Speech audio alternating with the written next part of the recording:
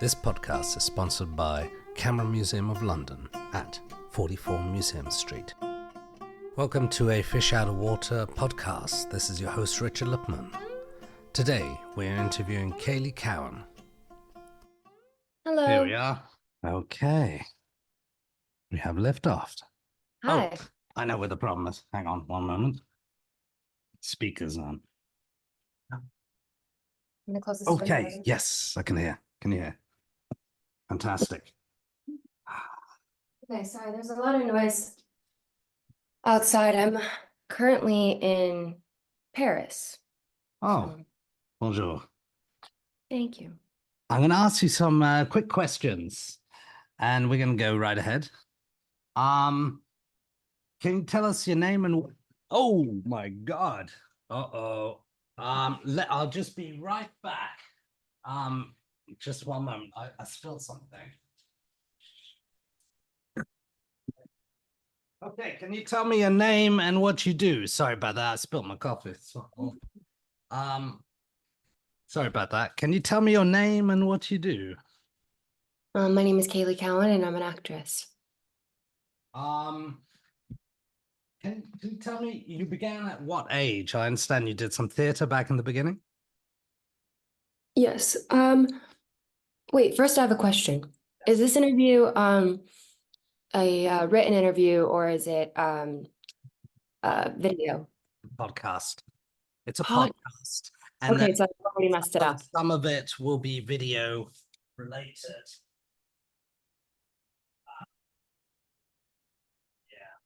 You all right with that? Yeah, more or less. I'm gonna have to work on it a bit later. All right, I hope this podcast doesn't start now. This is a great beginning. Sorry about that. No worries. This is... Should we do a redo? Yeah, can you tell us your name and what you do? My name is Caylee Cowan, and I'm an actress. You're based in Los Angeles, right? Yeah. Were you brought up there? I was born in Los Angeles in Tarzana, which, yes, is named after the fictional, storybook character Tarzan. I think Edgar Rice Burroughs wrote that. Yeah, I was born there, and then I was raised in Arizona, in Phoenix. What happened? I understand you were raised by a single mother, is that correct? Yeah, I was. My family life is a bit complicated and it's not normal per se, but I don't hide it or anything. It's just not like everybody else's. And well, everybody has a different family function as they're growing up, but my dad was homeless for most of his adult life, and then he died from COVID. Oh, sorry to hear that. How did it affect you? Does it give you reference points for acting and... Yeah, I think it's what has made me such a deep actor and able to access those emotions so easily. It has made me really compassionate as well for just everybody and everyone's walks of life. And, as an actor, I don't really see much of a difference between, someone who's homeless and a king. We have the same human experience for the most part. We all grieve and we all have loss and we all love and we have things that we are excited about and hope for and aspirations, and it's all kind of mixed in there. How did you, why did you go into acting when you were young? Well, I went into acting because I think it was a way of processing those heavy emotions. And I also spent a lot of time alone, um, and a lot of time in my head. At first, I think when I couldn't read until I was in third grade, and I bopped around to a lot of different schools. And I think I went to like 11 different schools. And as a result, it's made me very adapted to changing environments. Like I actually now, as an adult, really do well in situations where you have to make friends really quickly and with a bunch of people and have to learn everyone's names really quickly and create, lasting connections with people when you only have like a couple months with them. Um, and I actually really love like moving to new places and experiencing other people's walks of life. And So that was part of it, but also I think when I started reading, I gravitated a lot towards fictional books where I could relate to the character and I kind of felt like I was becoming that character, and I empathized so deeply with them. And then when I saw that they were being turned into movies, I was just like, I want to do that. I want to live like this character in this world. It was so amazing to me that on these big studio movies, you know, they really create things so accurately to the book. Yeah, so I really like working on projects that have a book as a background to work on because it's something that just really feels so like it really ignites the excitement of my inner child. And what books, for example, have inspired? Well, I was really inspired by like the Hunger Games, um, Harry Potter series. There were books like If I Stay or a lot of young adult novels, but also like The Book Thief and um, Goldfinch and most books that get adapted when they're really popular, they get recommended to you when you're at a bookstore and you give them a try and then when they get made into a movie, that's when, I remember being so shocked by that concept of like, oh my God, is this book going to be created into a movie? And I think that excitement is so fun for an audience. And it'd Right. be cool to be on the I'm sorry, on the other end of it, of Yeah. being one of the creators of that. Did you ever get in trouble in school? Um, Not so much. I don't think I really got in trouble. I think towards the end of my school years, I got in trouble a little bit more because I was, a lot of people don't know this, but I was shadowing doctors at Mayo Clinic during my junior year of high school, and I graduated when I was a senior. I graduated early because I went from basically having being in special needs classes to advanced placement classes because again, I had a tardy problem. Like there's a lot of tardiness or I was absent a lot from school, but I think that made me more of a person who's just able to learn on their own really Why quickly. why were you absent from school? Where were you? Well, when I was younger, my parents just didn't take me to school because I was living with my dad.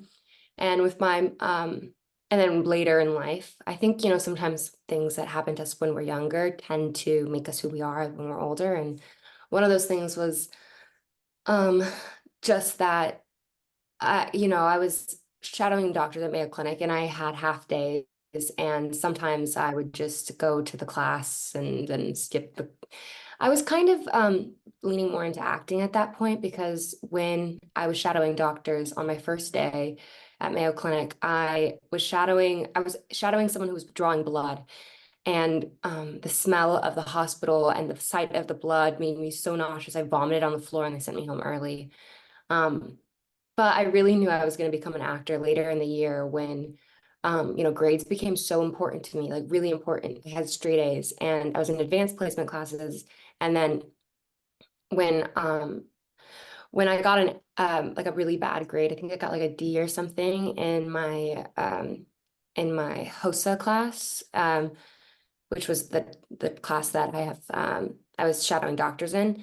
When I got a bad grade for my clinical write-up for it being too emotional because I had someone in 3 sessions, like you have 2 rounds at a hospital, and then on my last session, I followed a kid who ended up dying, and I wrote essentially they said it was like too much like a eulogy, it was too emotional, and I got a bad grade, and that's when I decided I wasn't going to be a doctor. Then you went into acting. Did you get any lessons? Um, Yeah, uh, I shadowed with doctors at Mayo. Sorry, I so for my lessons, I found a teacher in Arizona who taught method acting classes, and she had gone to the new school in the same class with Bradley Cooper. That was in Arizona. I was 17, and I studied with her for about a year and a half, and then I auditioned for drama schools, and I didn't get into drama schools. I got rejected by a lot of them. I auditioned for 17 of them. It was really important to me to have that education. But then I think the real big lesson was rejection because that doesn't stop as an actor. I didn't let that rejection stop me, even though it was so crushing. I thought maybe I should choose a different route. And then I just decided to move on my own back to LA. I was 18 and I could barely afford an apartment. And I remember then just yeah, I just kept getting rejected some more until I finally booked something about half a year later, which ended up being my first movie. It was shot in LA. It was called Sunrise in Heaven. And then after that, I How'd you got get rejected more. how'd you get into that one? I auditioned and then I got the call back and then I auditioned again and then they said that I had the role. Wow, that's very quick. Then what happened after? Then I kept getting rejected. And then I booked another job and then I got rejected some more. And that just kind of is one of the best lessons an actor can get is that you have to be okay with rejection and you have to be okay if someone says that you're not right because you know that it's not personal. It's just not your role. And I think that's really hard and that's what stops a lot of actors from going the distance. And did you make a lot of connections back in Los Angeles? Did you have to network a lot? Or how did you find out about the work? Yeah, I mean, I think I get most of my jobs now just through word of mouth or meeting people and people seeing the work that I do when it goes to a festival. Um, yeah, I think it's been slow. You obviously don't make connections with people right off the bat, and you should never trust someone who promises you everything when you don't know them. Because there are a lot of people in Hollywood who will do that and who don't have great intentions. I think that having a long lasting relationship with someone that has integrity and loyalty and honesty is really important in creating those kinds of connections that people are looking for. You have to be a reliable person and you have to show up and do the work and put the work first. It can't be just about how you look or what, some sort of trade-off. It has to be about the work that you're doing as an actor Mm, and how you service the movie. Does that make sense? yes. So you worked in sort of drama, you worked in horror, and you also executive produced, right? What's it like executing producing? You've been on the other side. It's good because puts me more in the driver's seat, which or more in the development process of understanding like, well, okay, how are movies made? And on my last movie, The Possession of Gladstone Manor, which we just shot in May, I was executive producing and I think maybe the youngest person on the cast and also the lead. And it was great because there were days we had really long night shoots back to back. And, you know, I was there for all of them, even when I wasn't acting in the scenes. And sorry about that. I was there for all of them, even when I wasn't acting in the scenes at night shoots. And I would even volunteer to like put my scenes at the end of the day, which essentially is like 6 or 7 a.m. So the other actors could get some sleep and it was hard. It was really difficult to on the crew, but I also feel like a lot of the times actors aren't aware of like crew members staying 2 hours after them to pack up. Um, and they don't really complain as much as actors sometimes tend to. I see. And that was Hypnotic, Robert Rodriguez, and Oh Casey yeah. Affleck. Oh yeah, so for those one, that was actually Ben Affleck, my boyfriend's Yeah. brother. That one I wasn't on set for. I just helped to raise money for that project, which was I know some of the producers and they also did Casey's last movie, Instigators. And yeah, sometimes producing is just helping to connect the pieces, whether that's cast members or connecting them to a financier who can finance a project. So yeah, that's all about like connection. And what is your favorite role? Do you have a favorite role, or do you have how would I put it? Um, something that you find challenging. Can you do comedy, for example? I don't think I've ever worked on something that's comedic yet. I think the closest thing to something that would be comedic would be Penelope and Frank and Penelope. And not necessarily because it's a comedy, but because I think my character is kind of funny in a tragic way. Yeah. Um, Um, I also really, I think my boyfriend has this movie he did called Manchester by the Sea. It's one of my favorite movies. since, like before I even met him, and I find it so funny, even though it's a drama. It's like a black comedy to me. And there are moments like when Lucas has he opens I don't know if you've seen this movie, but when he opens the freezer and the meat starts to fall on his head and he starts to cry, and there's just kind of something funny about it. And I also I think that that would be a fun role for me to do, and I don't know. I haven't really done a comedy like Step Brothers, but my one of my favorite movies is actually Super Bad, and I find that movie really funny. So I might just have a strange sense of humor, but those are movies I find funny. Yeah, I ordered the book for Michael Winterbottom, The Killer Inside Me, which starred Casey Affleck, and it was Oh, very good in that as well. It was a very violent film. It was based on Jim Thompson novel from the 50s. yeah. I mean, that one is not one of my favorite films, I have to be honest. Casey says that I can't really watch a lot of his movies. He's like, doesn't like that. But when he went away one time for work, I was like missing him. And so I put on one of his movies and hadn't seen it. Not one of my favorites. Um, but I really do like, Manchester's great. And also there's this one movie that he made, that he directed, that I just love, called Light of My Life. I don't know if you've seen it, but one of I've my favorites. seen it. Do you learn a lot? Does he give you cues on acting? Do you see him act? Do you learn from each other? Do you bounce ideas off each other professionally? Yeah, so Casey is a brilliant filmmaker. He writes a lot. I've read almost all of the scripts that he's written, even one of the first ones that he made when he was like 22 years old. And he's just such a great writer, and he writes all the time. And I'll read earlier drafts of his work. I actually read one of the earliest drafts of Instigators that he was rewriting with his friend Chuck. And I love his writing, but I also, when we have auditions, we help each other, and we end up just like laughing because we're, telling each other to try it this way, or giving each other like line reads, and I learned so much from him, also just not as an actor. He's so compassionate and such a kind and generous person, and I just really love the way that he moves through the world. Fantastic. You've done also Willy's Wonderland, um, That Spinning was a Gold. fun. That you enjoyed that one, Willy's Wonderland. Yeah, I really liked working with Kevin Lewis, and I've made one of my best friends on that movie. Her name is Emily Tosta, and she's actually nominated for. Oh, she's not nominated yet. She's on the call sheet for an Emmy right now for her work on Mayans. So if you're an Academy member, you have one more week to vote, and then if she's nominated, everyone should vote for her because I think she's amazing. You've done Hypnotic. Well, so that was co-executive producer. Divinity, Bad Detectives. I definitely. Is there going to be a series come? And of course, Double Exposure, which we'll talk about in a second. Is there a series coming along? Would you like to do a series? I would love to do a series. I haven't done one yet.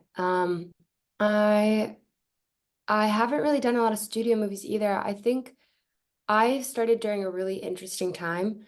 Another reason why it's great that I actually didn't get into drama school is that I would have been spending my senior year during the pandemic, which was like such a black swan event that really affected everyone's lives. Um, so it's really great that I have had so much onset experience already, but I still feel like I'm very much just starting out as an actor because I've done a lot of work to get me to the place where I don't feel like I'm green so much anymore, and but at the same time, I think a lot of the best work that I'm gonna do is maybe ahead of me, or at least I hope, because when I started in 2019, I think that was my first movie came out then, so 2018. The year after, we had a pandemic, and that took us out for a year. And then after that, we had a double strike, which is historically, I think, one of the worst. It's one of the worst times to start an acting career. Um, yeah, I don't think we've had anything quite like this before as actors. So as a result, I've been very open to projects when they come my way, and I've done a lot of independent movies. What are your favorite colors? My favorite colors, black and white. And color, if you chose one, which would it be? Black or white? Well, I guess black actually is the absence of color and white is all colors. So I'm gonna take white, I guess. And what's your scare what's your most traumatic memory that you have? Um, my most traumatic memory, that's a great question.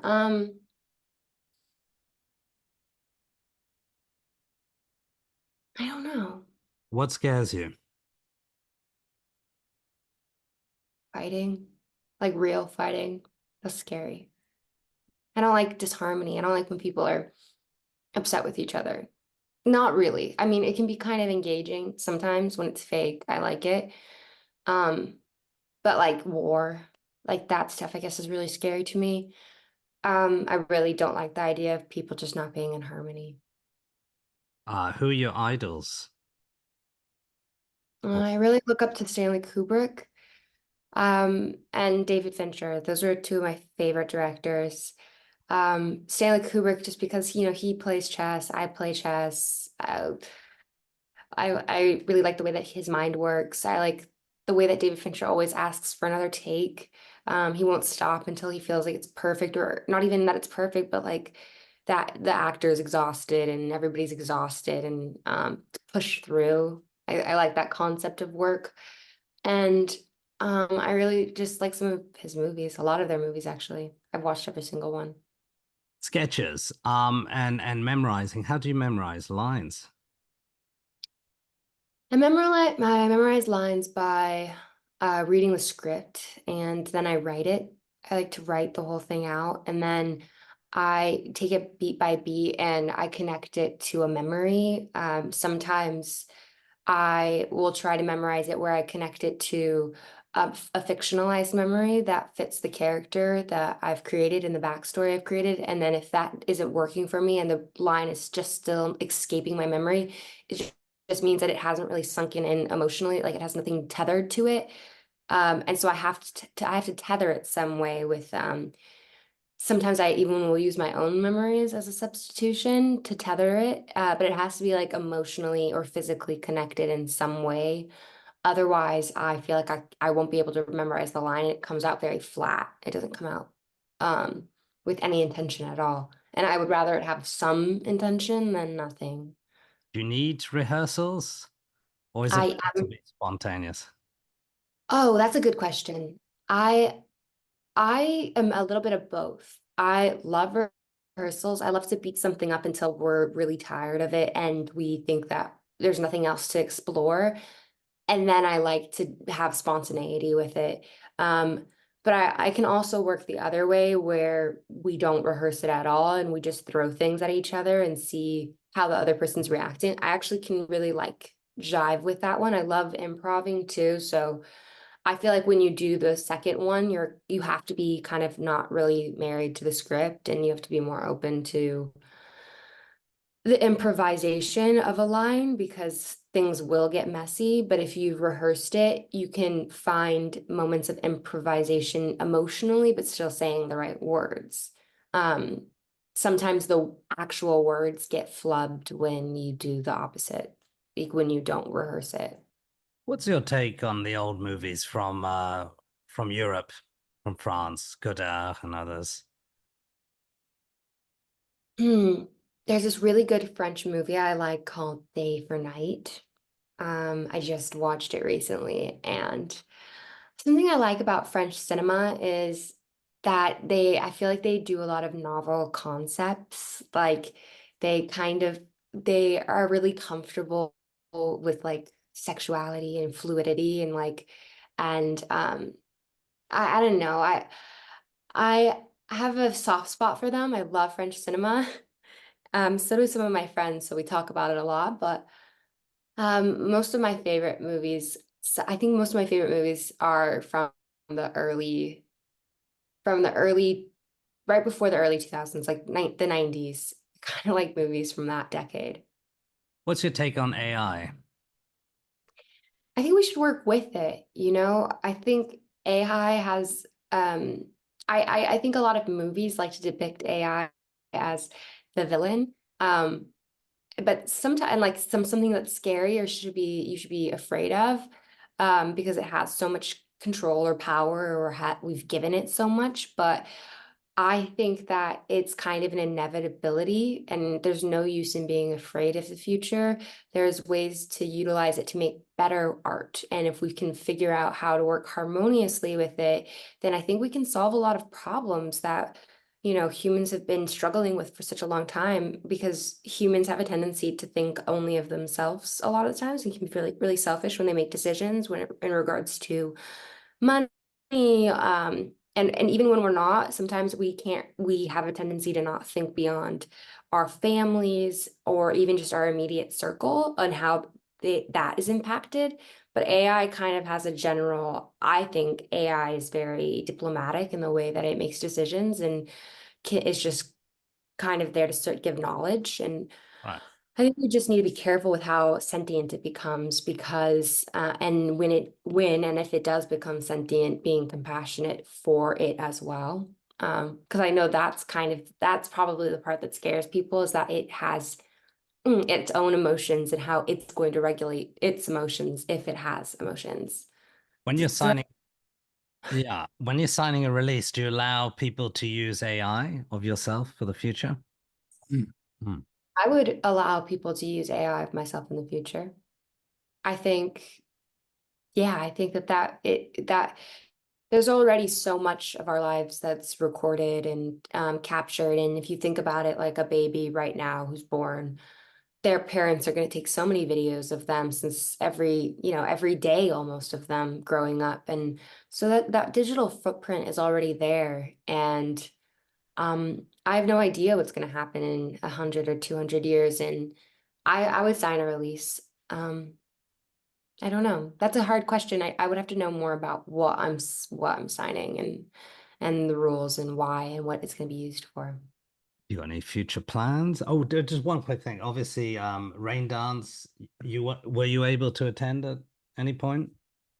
Yeah, I was actually just in London last night at actually 2 nights ago at the Raindance opening ceremony. And now I'm in Paris at the Dior show, and which I'm gonna go to in like